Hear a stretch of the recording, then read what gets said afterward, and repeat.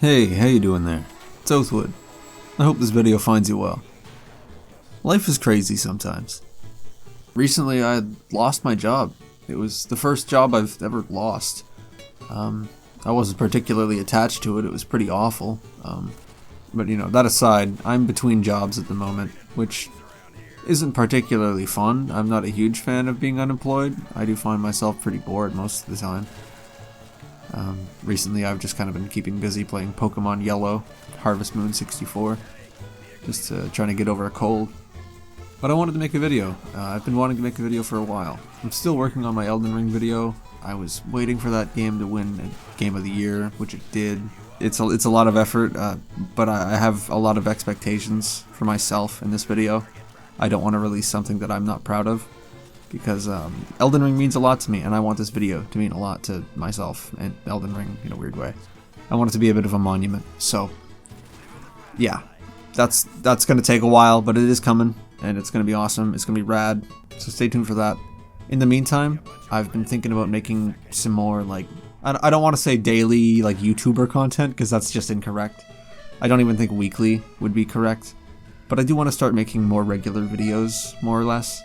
I don't know exactly what, but you know, maybe I could pursue more game analysis or reviews in the future, but Elden Ring is my first priority with that much. You may or may not be familiar with one of my best friends, Fumo Hamster. I recently edited a video for him on his new channel.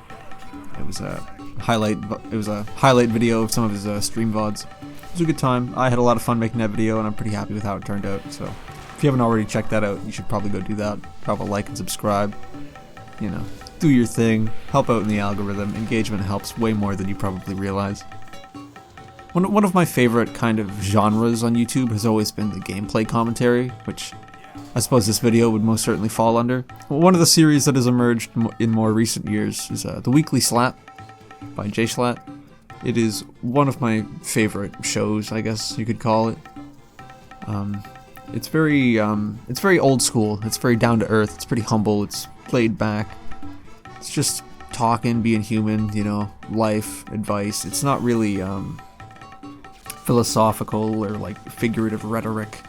It's just kind of like, hey, you asked me a question, I'm a little older than you, and these are my experiences. This is what I think might be helpful to you, but like, sorry if that advice ruins your life. You know, we've all been there, right? I like that kind of human connection. I mean, it's kind of parasocial, which is a word that gets thrown around a lot nowadays, but you know, I like it. It's cozy. It's warm. It's fun. It's I think it's good vibes, and that's kind of what I strive for, is good vibes. The difference between what I'm kind of picturing in my head, as opposed to the Weekly Slap, is JSlat, you know, takes viewer submitted questions and stories and stuff like that, and then, you know, adds his own spin to them.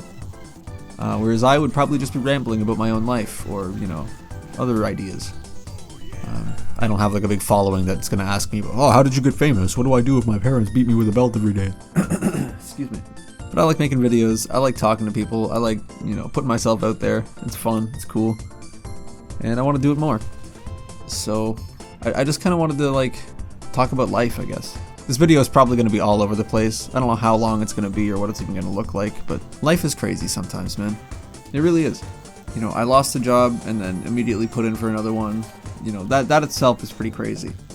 But then you also take into consideration that, like, leading up to that happening, I actually felt very, very stable and happy with where I was. Losing my job and having that rug pulled out from underneath me was kind of not awesome. So it was a little unfair. I was a little, I don't want to say upset about it, because again, I wasn't particularly attached to this job, but it left me in a pretty bad place, because like most people on this planet, I need money to, like, orchestrate my life and live, you know what I mean? So to have that income cut off suddenly is very bad. And well, let me just tell you, like, some of my background.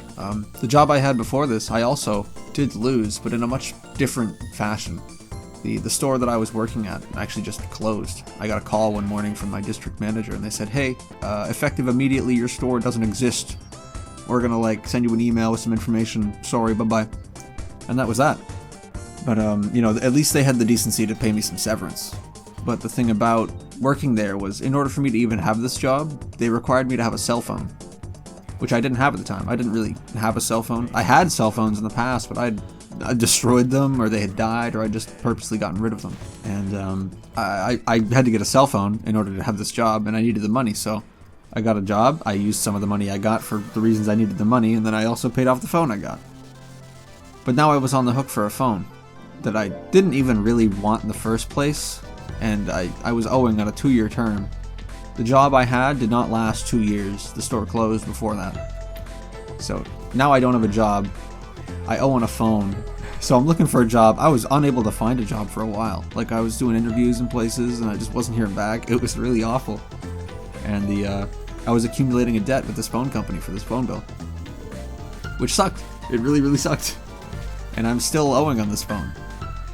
But I got that job that I just lost. And by the time I got that job that I just lost, the phone company said, "Oh, you're a little late on your payments there. Can't help but notice that. We're gonna expound everything you owe us to the entire term of the contract. So instead of you owing like the $400 from like the 4 missed months, now you owe $1,800 for the 4 missed months plus late interest fees and like all the months that haven't even happened yet." Which was bullshit because I couldn't pay $1,800 up front. I could have paid $400, $500. But no, they screwed me over there too. Literally the day before I lost my job, I got a letter in the mail from the phone company saying very clearly in like underlined bold letter text, "Hey, if you don't pay all the money you owe by this exact date, we're gonna sell your debt to a collections company and it's out of our hands." And I'm like, oh, cool. Awesome. And you know, I'm there chuckling to myself like, oh, I'm gonna get killed by the Yakuza. Great. So they reached out to me. I just actually picked up the phone this time. And I got a lovely Indian man. I think his name was something along the lines of Panini. He basically set me up with like an e-transfer number so that I could pay increments of what I owed, which I wasn't able to do through the website or through the app or my account or anything like that. So like only the dude in the call center was able to actually set me up to pay this without paying $1,800 up front, which was just unfair. Just unfair. But yeah, like that's just, life is crazy, man, you know? One minute you think you're safe, you're stable, you're the happiest you've ever been, you have everything, there's nothing more you could ever ask for, and then suddenly you're unemployed and there's a collections agency with a gun to the back of your head. Like, it's crazy how life can just change up on you like that. But life is constantly in motion. I am someone that pretty firmly believes that stagnation is decay, and that if you are not actively moving forward, at least one step at a time, I mean, we're always moving forward one way or the other. Like, time doesn't stop for anybody. But if you are just day to day living the same way, a creature of habit, like you gotta get out and do stuff. You gotta do new things. You gotta try new things. You gotta experience life. You can't just ride it out until it's over. I think that is such a disservice to yourself and your loved ones. But, you know, life is motion. Life is an ocean, and it is constantly in motion, and some days are stormier than others, and, you know, the ocean's pretty beautiful at the end of the day, regardless, right? That's really the best way to summarize it, I think. Without getting, you know, too fucking Shakespearean and flowery. But yeah, one more, like, just quick little example of just, you know, I just really like illustrating just how crazy life can be, right? Because you probably don't know me. I mean, maybe you're one of my friends that I know in real life and I love you. But if you're not and you're a stranger, you know, let me introduce you to a moment of Sonder, if I might. Around the same time that I got this job that I just recently lost, I broke my tooth eating a piece of pizza. Now, it was like a store-bought pizza, like, you know, it comes frozen and you heat it up in the oven or the microwave, right? I left it in a little too long. I don't know why, there's no excuse. It burnt it a little bit. It was a little crunchy on the bottom. I bit into it with a little too much ferocity, and literally one of my, like, front teeth, like, split in half. Now, this wasn't, like, a new, like, injury. This is something I've had since 3rd grade in elementary school. I don't know if you, like, I'll put it on screen so you know what I'm talking about, but these little fucking, like, square scooter thingies, I smashed my face into a brick wall at like Mach 4 when I was in 3rd grade, and one of the few adult teeth yet in my skull happened to smash in half and like expose the nerve. It was a traumatic and awful experience. I cried not because of the pain of the exposed nerve, but because of the fear of what my mother would do to me, which is hilarious, honestly. But I got a filling just over it, and it's hardly noticeable. You know, nobody knows unless I tell them. But that filling came out after maybe 10 years, and I went to get a new one, and that one lasted maybe a single year, and it failed to a piece of burnt pizza, and now I can't eat pizza the same. It sucks. It's fucking awful. It's my villain arc, honestly. The only reason I was able to get that tooth fixed was because of my mother. I broke that tooth on the piece of pizza, and I was like, well, fuck. What do I do now? There is nothing I can do in any meaningful capacity, which is going to fix my tooth by the time I have to go to work, you know what I mean? Like, I work in 2 days. The dentist appointment is going to be booked for at least a month before I can get my fucking tooth fixed. So I call my mom, like, yo, mom, I'm fucked, I'm miserable, I'm angry, I'm mad, the pizza broke my tooth, mom, grr, upsetty spaghetti. And my mom says to me, oh, well, I have a dentist appointment tomorrow at 10 o'clock, you can have it. And I had it. Like, bro, what are the fucking chances of that? My mom literally drove me over to the fucking dentist, and she explained it to them and gave me her appointment, and I got my fucking tooth fixed up the day after it broke. It was so fucking great, but like, man, it still does feel a little weird, but it never does feel the same. I remember she said to me in the car ride over, if ever you thought that God doesn't love you, today's the day. And I'm not like a particularly religious person, although my parents were. I was raised in an extremely religious family and household. Everyone in my family is a particularly devout Christian, except for me and maybe my younger siblings. You know, I do believe there is something. I'm something of an agnostic, I suppose. Not like a Catholic or a Christian or anything like, you know, particularly devoted. But I believe in something, and I'm curious about it. But I'm learning. And you know, that was one of those moments where in life where like it just worked out so well. Like, life is crazy, man. Like, I don't know how better to illustrate it. Life is fucking crazy. And like, to think that there are people with lives just as fucking intricate as mine all around me.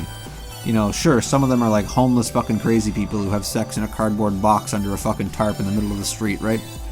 Like, sure, fucking homeless man, what's his name? Hey, what's your name? Bernard. His name's Bernard.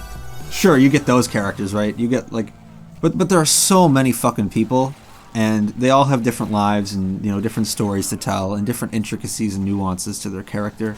And it's just so cool, man. Like, life is so fucking crazy.